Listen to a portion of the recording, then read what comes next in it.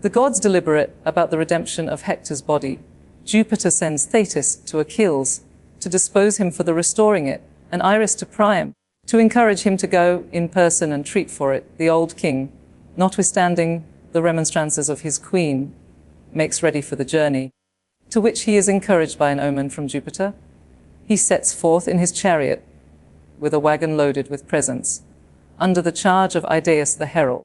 Mercury descends in the shape of a young man and conducts him to the pavilion of Achilles. Their conversation on the way, Priam finds Achilles at his table, casts himself at his feet, and begs for the body of his son. Achilles, moved with compassion, grants his request, detains him one night in his tent, and the next morning sends him home with the body. The Trojans run out to meet him, the lamentations of Andromache, Hecuba, and Helen, with the solemnities of the funeral. The time of 12 days is employed in this book, while the body of Hector lies in the tent of Achilles, and as many more are spent in the truce allowed for his interment. The scene is partly in Achilles' camp, and partly in Troy.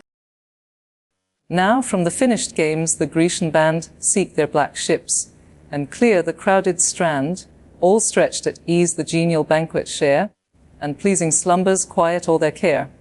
Not so Achilles, he, to grief resigned, his friend's dear image present to his mind, takes his sad couch, more unobserved to weep, nor taste the gifts of all composing sleep. Restless he rolled around his weary bed, and all his soul on his Patroclus fed. The form so pleasing, and the heart so kind, that youthful vigor, and that manly mind, what toils they shared, what martial works they wrought, what seas they measured, and what fields they fought, all pass before him in remembrance dear. Thought follows thought, and tear succeeds to tear. And now supine, now prone, the hero lay, now shifts his side, impatient for the day, then starting up, disconsolate he goes wide on the lonely beach to vent his woes. There as the solitary mourner raves, the ruddy morning rises o'er the waves. Soon as it rose, his furious steeds he joined. The chariot flies, and Hector trails behind, and thrice, Patroclus, round thy monument was Hector dragged, then hurried to the tent. Their sleep at last overcomes the hero's eyes. While foul in dust the unhonored carcass lies, but not deserted by the pitying skies, for Phoebus watched it with superior care, preserved from gaping wounds and tainting air, and, ignominious as it swept the field, spread o'er the sacred course his golden shield. All heaven was moved, and Hermes will to go by stealth to snatch him from the insulting foe. But Neptune this, and Pallas this denies, and the unrelenting empress of the skies, Ea since that day implacable to Troy. What time young Paris, simple shepherd boy, won by destructive lust reward obscene, their charms rejected for the Cyprian queen. But when the 10th celestial morning broke, to heaven assembled, thus Apollo spoke, Hector spodi, at ka of Attilios. Unpitying powers, how oft each holy fane has Hector tinned with blood of victims slain, and can ye still his cold remains pursue? Still grudge his body to the Trojans' view? Deny to consort, mother, son, and sire, the last sad honours of a funeral fire? Is then the dire Achilles all your care? That iron heart, inflexibly severe, a lion not a man, who slaughters wide, in strength of rage and impotence of pride, who hastes to murder with a savage joy, invades around, and breathes but to destroy. Shame is not of his soul, nor understood, the greatest evil and the greatest good. Still for one loss he rages unresigned, repugnant to the lot of all mankind. To lose a friend, a brother, or a son, heaven dooms each mortal, and its will is done, or while they sorrow, then dismiss their care. Fate gives the wound, and man is born to bear. But this insatiate, the commission given by fate exceeds, and tempts the wrath of heaven. Lo, how his rage dishonest drags along Hector's dead earth, insensible of wrong, brave though he be, yet by no reason odd, he violates the laws of man and God. Thejudgment of Paris. If equal honours by the partial skies are doomed both heroes, Juno thus replies, if Thetis' son must no distinction know, then hear, ye gods, the patron of the bow. But Hector only boasts a mortal claim, his birth deriving from a mortal dame. Achilles, of your own ethereal race, springs from a goddess by a man's embrace. So a goddess by ourself to Peleus given, a man divine, and chosen friend of heaven, to grace those nuptials. From the bright abode yourselves were present, where this minstrel, God, well pleased to share the feast, amid the choir stood proud to hymn, and tune his youthful lyre. Then thus the thunderer checks the imperial dame, let not thy wrath the court of heaven inflame. Their merits nor their honours are the same, but mine, and every god's peculiar grace Hector deserves. Of all the Trojan race, still on our shrines his grateful offerings lay. The only honours men to gods can pay, nor ever from our smoking altar ceased the pure libation, and the holy feast, how by stealth to snatch the corse away. We will not, Thetis guards it night and day. But haste, and summon to our courts above the azure queen. Let her persuasion move her furious son from Priam to receive the proffered ransom, and the course to leave. He added not, and Iris from the skies, swift as a whirlwind, on the message flies. Mityrus the face of ocean sweeps, refulgent gliding o'er the sable deeps, between where Samos wide his forest spreads, and rocky Imbrus lifts its pointed heads. Down plunged the maid. The parted waves resound. She plunged, and instant shot the dark profound. As bearing death in the fallacious bait, from the bent angle sinks the leaden weight. So passed the goddess through the closing wave, where Thetis sorrowed in her secret cave. There placed amidst her melancholy train the blue-haired sisters of the sacred main. Pensive she sat, revolving fates to come, and wept her godlike son's approaching doom. Then thus the goddess of the painted bow: arise, O Thetis, from thy seats below. 'Tis Jove that calls. And why, the dame replies, calls Jove his Thetis to the hated skies. Sad object as I am for heavenly sight. Ah, may my sorrows ever shun the light, howe'er be heaven's almighty sire obeyed. She spake, and veiled her head in sable shade, which, flowing long, her graceful person clad, and forth she paced majestically sad. Then through the world of waters they repair, the way fair Iris led to upper air. The deeps dividing, o'er the coast they rise, and touch with momentary flight the skies. There in the lightning's blaze the sire they found, and all the gods in shining synod round. Thetis approached with anguish in her face. Minerva rising, gave the mourner place. Even Juno sought her sorrows to console, and offered from her hand the nectar bowl. She tasted, and resigned it. Then began the sacred sire of gods and mortal man. Thou comest, fair Thetis, but with grief o'ercast, maternal sorrows, long to last. Suffice, we know, and we partake thy cares, but yield to fate, and hear what Jove declares. 9 days are past, since all the court above in Hector's cause have moved the ear of Jove, 'twas voted. Hermes from his godlike foe by stealth should bear him, but we will not so. We will thy son himself the course restore, and to his conquest add this glory more. Then hie thee to him, and our mandate bear. Tell him he tempts the wrath of heaven too far, nor let him more our anger if he dread. Vent his mad vengeance on the sacred dead, but yield to ransom and the father's prayer. The mournful father, Iris shall prepare with gifts to sue, and offer to his hands what his honor asks, or heart demands. His word the silver-footed queen attends, and from Olympus's snowy tops descends. Arrived, she heard the voice of loud lament, and echoing groans that shook the lofty tent. His friends prepare the victim, and dispose repast unheeded, while he vents his woes. The goddess seats her by her pensive son. She pressed his hand, and tender thus begun. How long, unhappy, shall thy sorrows flow, and thy heart waste with life, consuming woe, mindless of food or love, whose pleasing reign soothes weary life, and softens human pain? Oh, snatch the moments yet within thy power, not long to live, indulge the amorous hour. Lo, Jove himself saith, for Jove's command I bear forbids to tempt the wrath of heaven too far. No longer then his fury, if thou dread, detain the relics of great Hector dead, nor vent on senseless earth thy vengeance vain, but yield to ransom and restore the slain. To whom Achilles be the ransom given, and we submit, since such the will of heaven. While thus they communed, from the Olympian bowers Jove orders Iris to the Trojan towers, hast, winged goddess, to the sacred town, and urge her monarch to redeem his son. Alone the Ilian ramparts let him leave, and bear what stern Achilles may receive alone. For so we will, no Trojan near accept, to place the dead with decent care, some aged herald, who with gentle hand may the slow mules and funeral car command. nor let him death, nor let him danger dread. Safe through the foe by our protection led, him Hermes to Achilles shall convey, guard of his life, and partner of his way. Fierce as he is, Achilles' self shall spare his age, nor touch one venerable hair. Some thought there must be in a soul so brave, some sense of duty, some desire to save. T-O-P-T-A-M-T bow of Hector.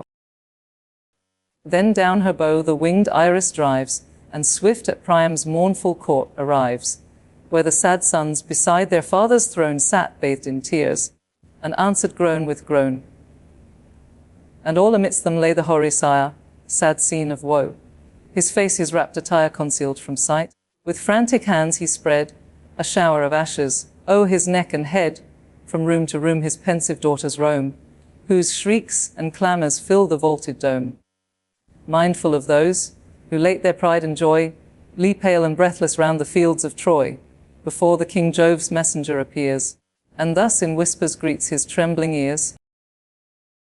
Fear not, O Father, no ill news I bear, from Jove I come, Jove makes thee still his care. For Hector's sake these walls he bids thee leave, and bear what stern Achilles may receive alone, for so he wills no Trojan near, except to place the dead with decent care, some aged herald, who with gentle hand may the slow mules and funeral car command. Nor shalt thou death, nor shalt thou danger dread, safe through the foe by his protection led. Thee Hermes to Pelides shall convey, guard of thy life, and partner of thy way. Fierce as he is, Achilles' self shall spare thy age, nor touch one venerable hair. Some thought there must be in a soul so brave, some sense of duty, some desire to save. She spoke, and vanished. Priam bids prepare his gentle mules, and harness to the car. There, for the gifts, a polished casket lay. His pious sons the king's command obey. Then passed the monarch to his bridal room, where cedar beams the lofty roof's perfume, and where the treasures of his empire lay. Then called his queen, and thus began to say, Unhappy consort of a king distressed, partake the troubles of thy husband's breast. I saw descend the messenger of Jove, who bids me try Achilles' mind to move. Forsake these ramparts, and with gifts obtain the course of Hector, at yon navy slain. Tell me thy thought. My heart impels to go through hostile camps, and bears me to the foe. The hoary monarch thus her piercing cries sad Hecuba renews, and then replies, Whither wanders thy distempered mind, and whether prudence now that awed mankind, through Phrygia once and foreign regions known, now all confused, distracted, overthrown, singly to pass through hosts of foes, to face, O heart of steel, the murderer of thy race, to view that deathful eye, and wander o'er those hands yet red with Hector's noble gore. Alas, my lord, he knows not how to spare, and what his mercy thy slain sons declare, so brave, so many fallen, to claim his rage? Vain were thy dignity, and vain thy age. No, pent in this sad palace, let us give to grief the wretched days we have to live. Still, still for Hector let our sorrows flow, born to his own, and to his parents' woe, doomed from the hour his luckless life begun, to dogs, to vultures, and to Peleus a son.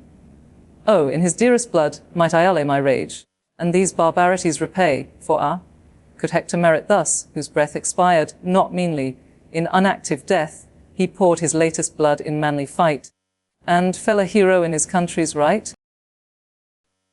Seek not to stay me, nor my soul affright with words of omen, like a bird of night, replied unmoved the venerable man.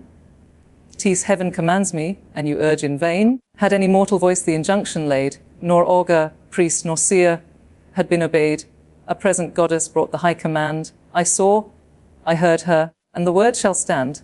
I go, ye gods, obedient to your call, if in yon camp your powers have doomed my fall content. By the same hand let me expire, add to the slaughtered son the wretched sire. One cold embrace at least may be allowed, and my last tears flow mingled with his blood. From forth his open stores, this said, he drew 12 costly carpets of refulgent hue, as many vests, as many mantles told, and 12 fair veils, and garments stiff with gold, 2 tripods next, and twice 2 chargers shine, with 10 pure talents from the richest mine, and last a large well, laboured bowl had place. So the pledge of treaties once with friendly Thrace seemed all too mean the stores he could employ, for one last look to buy him back to Troy. Lo, the sad father, frantic with his pain, around him furious drives his menial train. In vain each slave with duteous care attends, each office hurts him, and each face offends. What make ye here, officious crowds? He cries, hence. Nor obtrude your anguish on my eyes. Have ye no griefs at home, to fix ye there? Am I the only object of despair? Am I become my people's common show? Set up by Jove your spectacle of woe? No, you must feel him too, yourselves must fall. The same stern God to ruin gives you all, nor is great Hector lost by me alone. Your sole defense, your guardian power is gone. I see your blood the fields of Phrygia drown. I see the ruins of your smoking town. Oh, send me, gods, that sad day shall come, a willing ghost to Pluto's dreary dome. He said, and feebly drives his friends away, the sorrowing friends his frantic rage obey. Next on his sons his erring fury falls. Polites, Paris, Agathan he calls, his threats Deiphobus and Dies here, Hippothous, Pammon, Hellenes the seer, and generous Antiphon. For yet these 9 survived, sad relics of his numerous line. Inglorious sons of an unhappy sire, why did not all in Hector's cause expire, wretch that I am? My bravest offspring slain, you, the disgrace of Priam's house, remain, mess to the brave, renowned in ranks of war, with Troilus, dreadful on his rushing car, and last great Hector, more than man divine. For sure he seemed not of terrestrial line, all those relentless Mars untimely slew, and left me these, a soft and servile crew, whose days the feast and wanton dance employ, gluttons and flatterers, the contempt of Troy. Why teach ye not my rapid wheels to run, and speed my journey to redeem my son? The sons their father's wretched age revere, forgive his anger, and produce the car. High on the seat the cabinet they bind, the new-made car with solid beauty shined. Box was the yoke, embossed with costly panes, and hung with ringlets to receive the reins. 9 cubits long, the traces swept the ground. These to the chariot's polished pole they bound, then fixed a ring the running reins to guide, and close beneath the gathered ends were tied. Next with the gifts the price of Hector slain, the sad attendants load the groaning wain. Last to the yoke the well-matched mules they bring, neither gift a measure to the Trojan king. But the fair horses long his darling care, himself received and harnessed to his car. Grieved as he was, he not this task denied. The hoary herald helped him at his side. While careful these the gentle coursers joined, sad Hecuba approached with anxious mind, a golden bowl that foamed with fragrant wine, a libation destined to the power divine, held in her right. Before the steed she stands, and thus consigns it to the monarch's hands. Take this, and pour to Jove, that safe from harms his grace restore thee to our roof and arms, since victor of thy fears, and slighting mine, heaven, or thy soul, inspires this bold design. Pray to that God, who high on Ida's brow surveys thy desolated realms below, his winged messenger to send from high, and lead thy way with heavenly augury. Let the strong sovereign of the plumy race tower on the right of yon ethereal space, that sign beheld and strengthened from above, boldly pursue the journey marked by Jove. But if the god his augury denies, suppress thy impulse, nor reject advice. 'Tis just, said Priam, to the sire above to raise our hands, for who so good as Jove? He spoke, and bade the attendant handmaid bring the purest water of the living spring. Her ready hands the ewer and basin held, then took the golden cup his queen had filled. On the mid-pavement pours the rosy wine, uplifts his eyes, and calls the power divine. O first and greatest, heaven's imperial lord, on lofty Ida's holy hill adored, to stern Achilles now direct my ways, and teach him mercy when a father prays. If such thy will, dispatch from yonder sky thy sacred bird, celestial augury. Let the strong sovereign of the plumy race tower, on the right of yon ethereal space, so shall thy suppliant, strengthened from above, fearless pursue the journey marked by Jove. Jove heard his prayer, and from the throne on high, dispatched his bird, celestial augury, the swift winged chaser of the feathered game, and known to gods by Percno's lofty name. Wide as appears some palace, gate displayed, so broad, his pinions stretch their ample shade. As stooping dexter with resounding wings, the imperial bird descends in airy rings. A dawn of joy in every face appears. The morning matron dries her timorous tears. Swift on his car the impatient monarch sprung, the brazen portal in his passage rung. The mules preceding draw the loaded wain, charged with the gifts. Idaeus holds the rein, the king himself his gentle steeds controls, and through surrounding friends the chariot rolls. On his slow wheels the following people wait, mourn at each step, and give him up to fate. With hands uplifted eye him as he passed, and gaze upon him as they gazed their last. Now forward fares the father on his way, through the lone fields, and back to Ilion they. Great Jove beheld him as he crossed the plain, and felt the woes of miserable man. Then thus to Hermes, Thou whose constant cares still succour mortals, and attend their prayers, behold an object to thy charge consigned. If ever pity touch thee for mankind, go, guard the sire, the observing foe prevent, and safe conduct him to Achilles' tent. The god obeys, his golden pinions binds, and mounts incumbent on the wings of winds, that high through fields of air his flight sustain, o'er the wide earth, and o'er the boundless main, then grasps the one that causes sleep to fly, or in soft slumbers seals the wakeful eye. Thus armed, swift Hermes steers his airy way, and stoops on Hellespont's resounding sea. A beauteous youth, majestic and divine, he seemed fair offspring of some princely line. Now twilight veiled the glaring face of day, and clad the dusky fields in sober grey. What time the herald and the hoary king, their chariots stopping at the silver spring, that circling Ilus ancient marble flows, allowed their mules and steeds a short repose.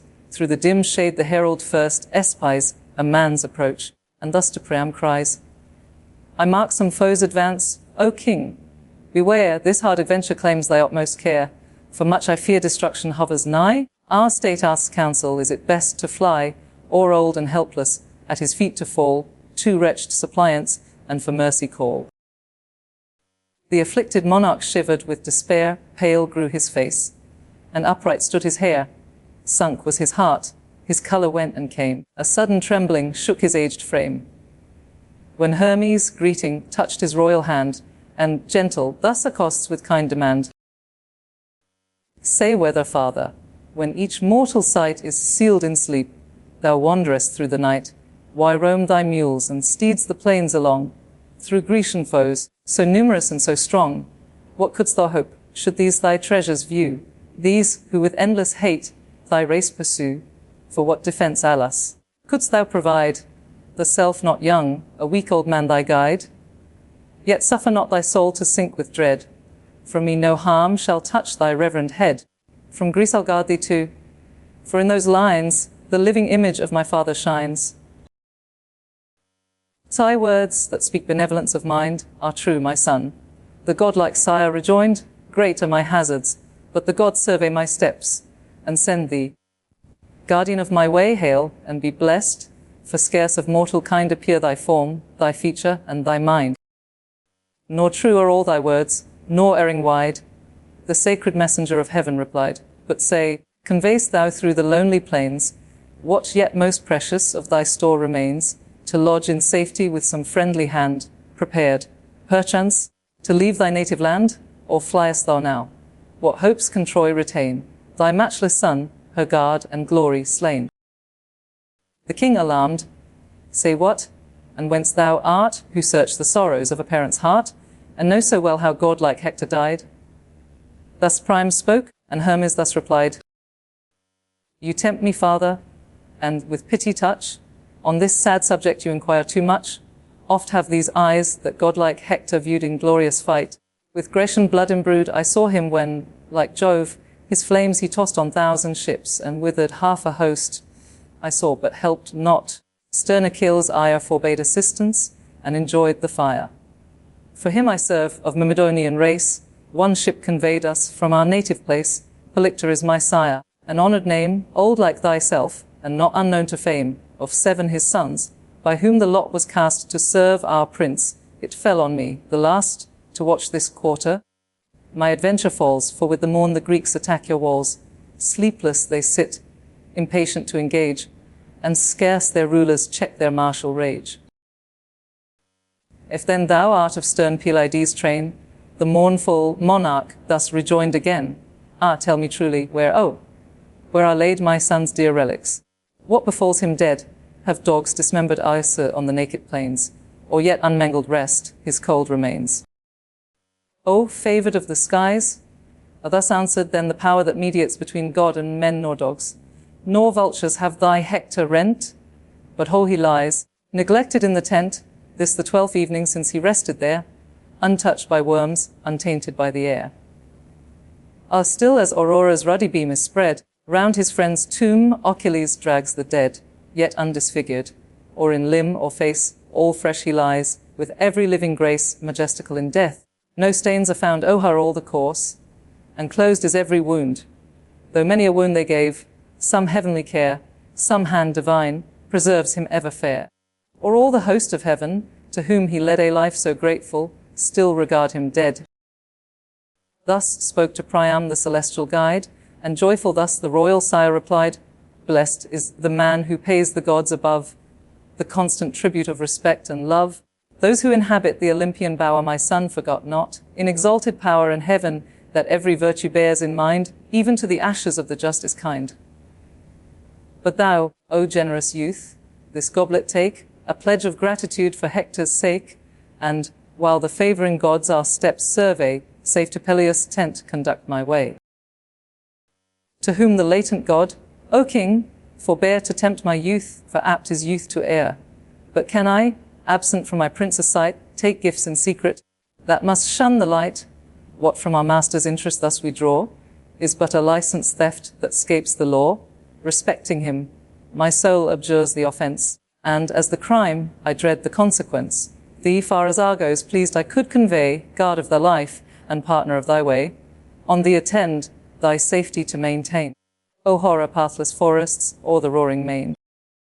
He said, then took the chariot at a bound, and snatched the reins, and whirled the lash around, before the inspiring God that urged them on. The coursers fly with spirit not their own, and now they reach the naval walls, and found the guards repasting, while the bowls go round. On these the virtue of his wand he tries, and pours deep slumber on their watchful eyes. Then heaved the massy gates, removed the bars, and o'er the trenches led the rolling cars. Unseen, through all the hostile camp they went, and now approached Pelides' lofty tent. On firs the roof was raised, and covered with reeds collected from the marshy shore, and, fenced with palisades, a hall of state, the work of soldiers, where the hero sat. Large was the door, whose well compacted strength a solid pine, tree barred of wondrous length. Scarce 3 strong Greeks could lift its mighty weight. But great Achilles singly closed the gate. This Hermes such the power of gods set wide. Then swift alighted the celestial guide, and thus revealed, Hear, Prince, and understand thou owest thy guidance to no mortal hand. Hermes I am, descended from above, the king of arts, the messenger of Jove. Farewell. To shun Achilles' sight I fly. Uncommon are such favours of the sky, nor stand confessed to frail mortality. Now fearless enter, and prefer thy prayers. Adjure him by his father's silver hairs, his son, his mother. Urge him to bestow whatever pity that stern heart can know. Thus having said, he vanished from his eyes, and in a moment shot into the skies. The king, confirmed from heaven, alighted there, and left his aged herald on the car. With solemn pace through various rooms he went, and found Achilles in his inner tent. There sat the hero, Alcimus the brave, and great Automedon attendance gave. These served his person at the royal feast. Around, at awful distance, stood the rest.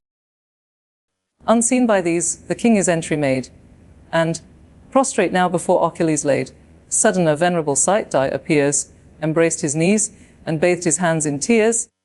Those direful hands his kisses pressed, imbrued even with the best, the dearest of his blood. As when a wretch who, conscious of his crime, pursued for murder, flies his native clime, just gains some frontier breathless, pale, amazed, all gaze, all wonder. Thus Achilles gazed, thus stood the attendants stupid with surprise, all mute, yet seemed to question with their eyes. Each looked on other, none the silence broke, till thus at last the kingly suppliant spoke.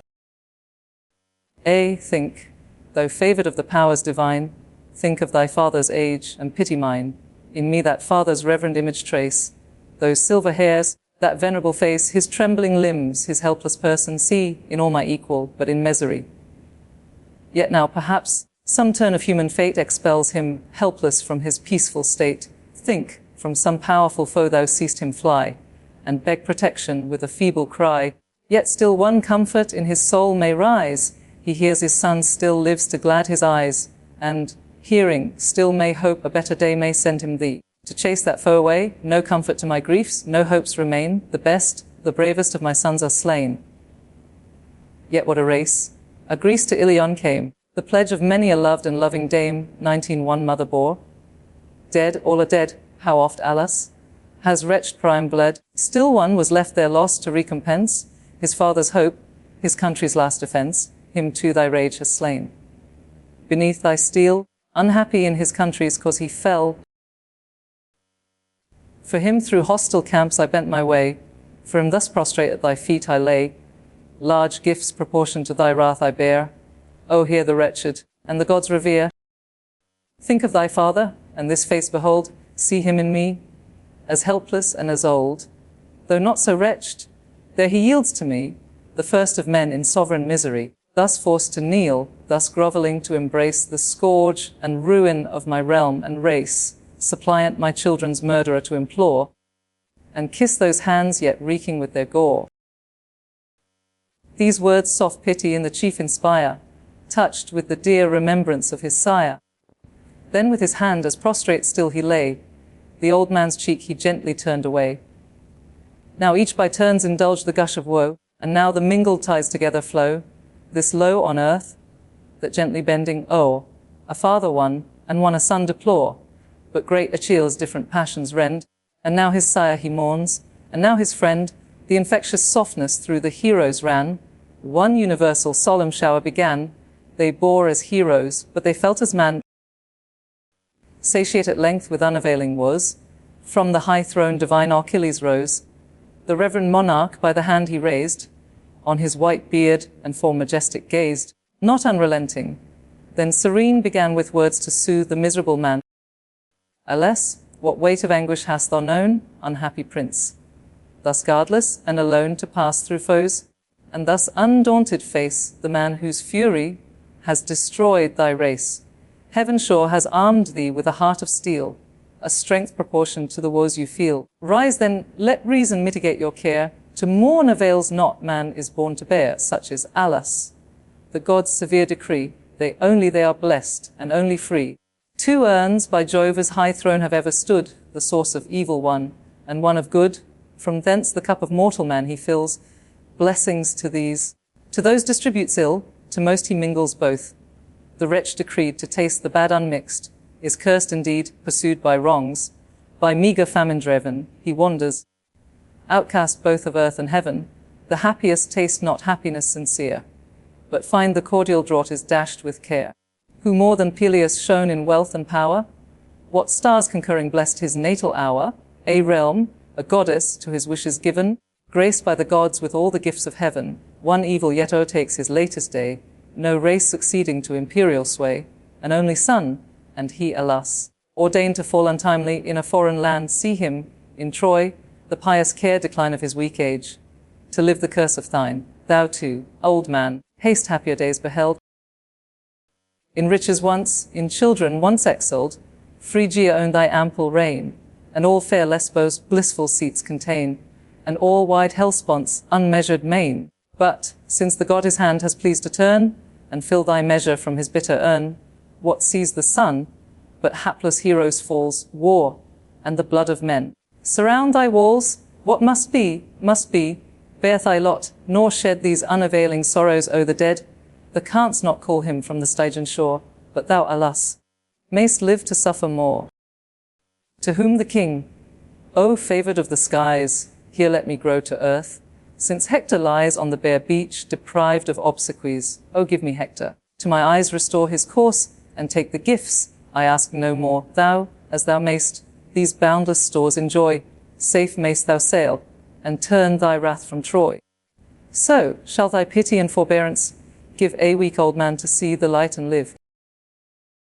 Move me no more, Achilles thus replies, while kindling anger sparkled in his eyes. nor seek by tears my steady soul to bend. To yield thy Hector I myself intend. For know, from Jove my goddess, mother came, old Ocean's daughter, silver-footed dame. Nor comest thou but by heaven, nor comest alone. Some god impels with courage not thy own. No human hand the weighty gates unbarred, nor could the boldest of our youth have dared to pass our outworks, or elude the guard. Cease, lest, neglectful of high Jove's command, I show thee, king, though treadst on hostile land, release my knees, thy suppliant arts give o'er, and shake the purpose of my soul no more. The sire obeyed him, trembling and o'erawed. Achilles, like a lion, rushed abroad, Automedon and Alcimus attend, whom most he honoured. Since he lost his friend, these to unyoke the mules and horses went, and led the hoary herald to the tent. Next, heaped on high, the numerous presents bear. Great Hector's ransom from the polished car, 2 splendid mantles, and a carpet spread they leave to cover and enwrap the dead. Then call the handmaids, with assistant toil, to wash the body and anoint with oil apart from Priam, lest the unhappy sire, provoked to passion, once more rouse to ire the stern Pylades. And nor sacred age, nor Jove's command, should check the rising rage. This done, the garments, oh, the course they spread. Achilles lifts it to the funeral bed. Then, while the body on the car they laid, he groans, and calls on loved Patroclus' shade. In that gloom which never light must know, the deeds of mortals touch the ghosts below. O friend, forgive me, that I thus fulfill heaven's unquestioned will. The gifts the Father gave be ever thine, to grace thy manes and adorn thy shrine. He said, and entering, took his seat of state, where full before him reverend Priam sate, to whom, composed, the godlike chief begun, Lo, to thy prayer restored, thy breathless son, extended on the funeral couch he lies, and soon as morning paints the eastern skies, the sight is granted to thy longing eyes. But now the peaceful hours of sacred night demand reflection, and to rest invite, nor thou, O Father, thus consumed with woe, the common cares that nourish life for ego. Not thus did Niobe, of form divine, a parent once, whose sorrows equaled thine, 6 youthful sons, as many blooming maids, in one sad day beheld the Stygian shades.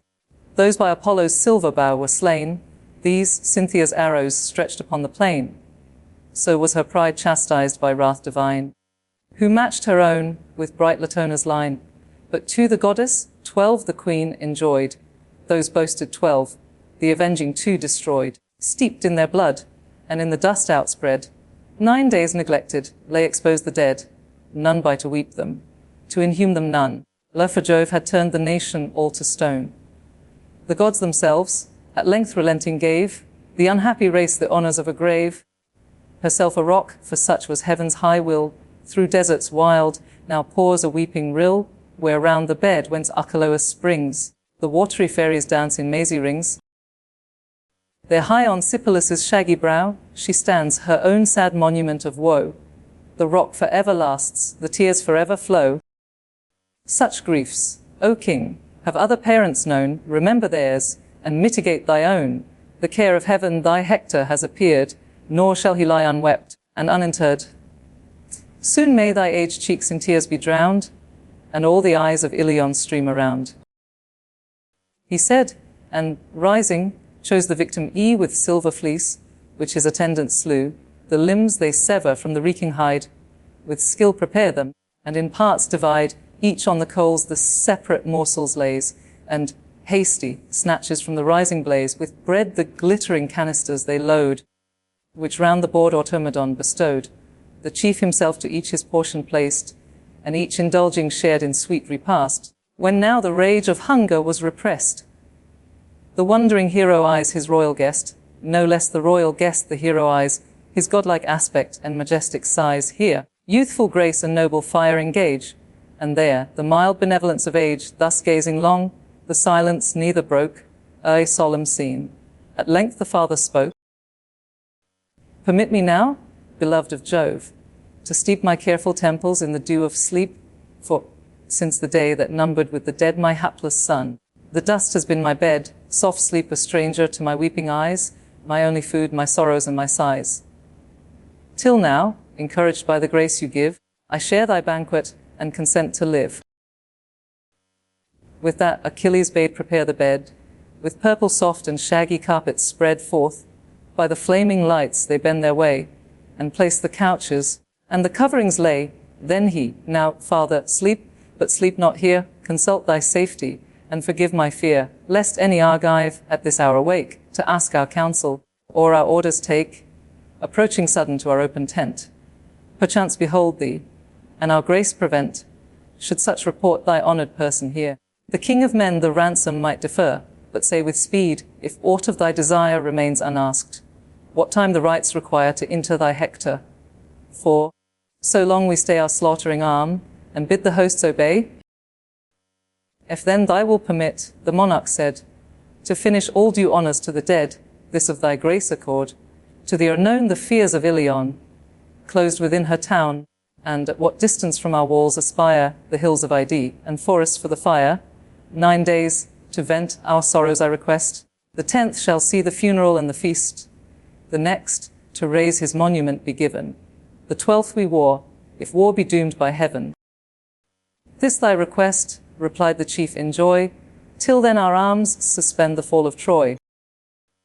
Then gave his hand at parting, to prevent the old man's fears, and turned within the tent, where fair Brises, bright in blooming charms, expects her hero with desiring arms. But in the porch the king and herald rest, sad dreams of care yet wandering in their breast. Now gods and men the gifts of sleep partake.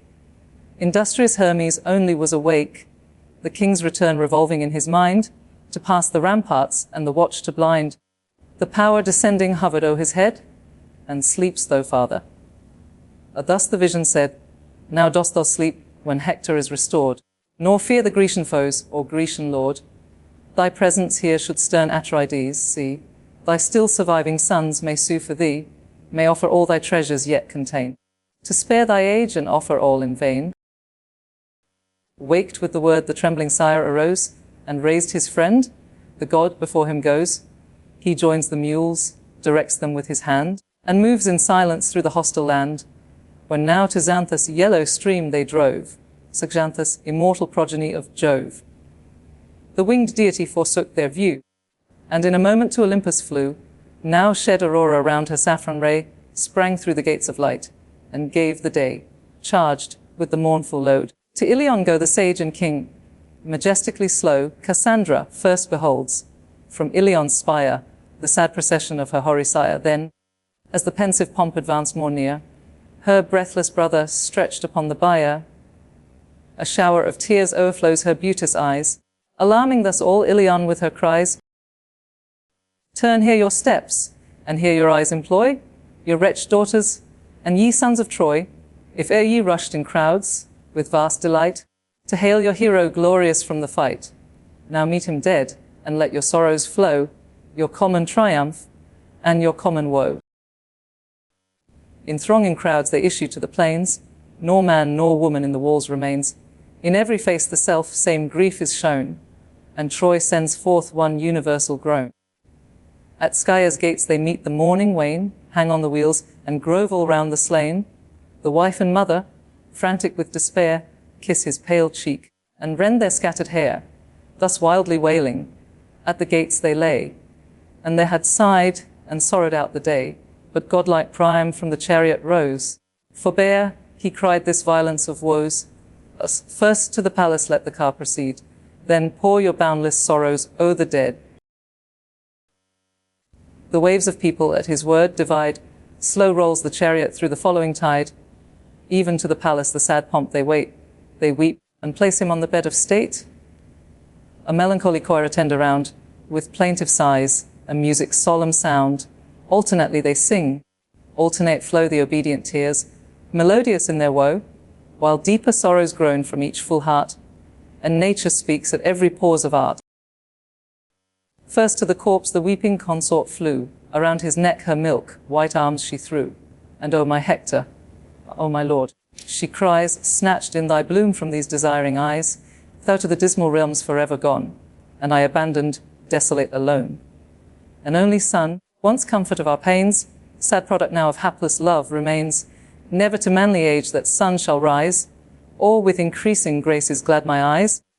For Ilia now spouse, her great defender slain, shall sink a smoking ruin on the plain, who now protects her wives with guardian care, who saves her infants from the rage of war. Now hostile fleets must waft those infants, oh, those wives must wait them to a foreign shore. Thou too, my son, to barbarous climes shall go, the sad companion of thy mother's woo, driven hence a slave before the victor's sword, condemned to toil for some inhuman lord, or else some Greek whose father pressed the plain, or son or brother, by great Hector slain. In Hector's blood his vengeance shall enjoy, and hurl thee headlong from the towers of Troy, for thy stern father never spared a foe. Thence all these tears, and all this scene of woe, thence many evils his sad parents bore. His parents many, but his consort more. Why gav'st thou not to me thy dying hand, and why received not I thy last command? Some word thou wouldst have spoke, which, sadly dear, my soul might keep, or utter with a tear, which never, never could be lost in air, fixed in my heart, and oft repeated there. Thus to her weeping maids she makes her moan, her weeping handmaids echo groan for groan. The mournful mother next sustains her part. O thou, the best, the dearest to my heart, of all my race the most by heaven approved, and by the immortals even in death beloved, while all my other sons in barbarous bands Achilles bound, and sold to foreign lands. This felt no chains, but went a glorious ghost, free, and a hero, to the Stygian coast, sentenced.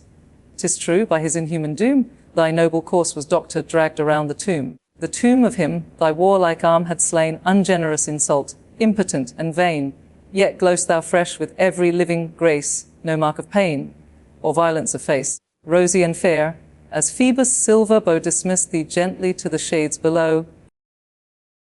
Thus spoke the dame, and melted into tears. Sad Helen next in pomp of grief appears. Fast from the shining sluices of her eyes fall the round crystal drops, while thus she cries, Ah, dearest friend, in whom the gods had joined the mildest manners with the bravest mind, now twice 10 years, unhappy years, are since Paris brought me to the Trojan shore. Oh, had I perished, that form divine seduced the soft, this easy heart of mine. Yet was it near my fate from thee to find a deed ungentle, or a word unkind, when others cursed the authoress of their woe. Thy pity checked my sorrows in their flow. If some proud brother eyed me with disdain, or scornful sister with her sweeping train, thy gentle accents softened all my pain. For thee I mourn, and mourn myself and thee, the wretched source of all this misery. The fate I caused, forever I bemoan. Sad Helen has no friend, now thou art gone. Through Troy's wide streets abandoned shall I roam, in Troy deserted, as a port at home. So spoke the fair, with sorrow streaming eye. Distressful beauty melts each stander by. On all around the infectious sorrow grows, but Priam checked the torrent as it rose. Perform, ye Trojans, what the rites require, and fell the forests for a funeral pyre. 12 days, nor foes nor secret ambush dread, Achilles grants these honors to the dead. Phenarel of Hextoar. He spoke, and at his word, the Trojan trained their mules and oxen harnessed to the wain, pour through the gates, and felled from Ida's crown. Roll back the gathered forests to the town. These toils continue 9 succeeding days, and high in air a sylvan structure raise. But when the 10th fair morn began to shine, forth to the pile was borne the man divine, and placed aloft, while all, with streaming eyes, beheld the flames and rolling smokes arise. Soon as Aurora, daughter of the dawn, with rosy lustre streaked the dewy lawn, again the mournful crowds surround the pyre, and quench with wine the yet remaining fire. The snowy bones his friends and brothers place, with tears collected in a golden vase. The golden vase in purple pools they rolled, of softest texture, and inwrought with gold. Last o'er the urn the sacred earth they spread, and raised the tomb, memorial of the dead. The strong guards and spies, till all the rites were done, watched from the rising to the setting sun. All Troy then moves to Priam's court again. A solemn, silent, melancholy train, assembled there from pious toil they rest, and sadly shared the last sepulchral feast. Such honors Ilion to her hero paid, and peaceful slept the mighty Hector's shade.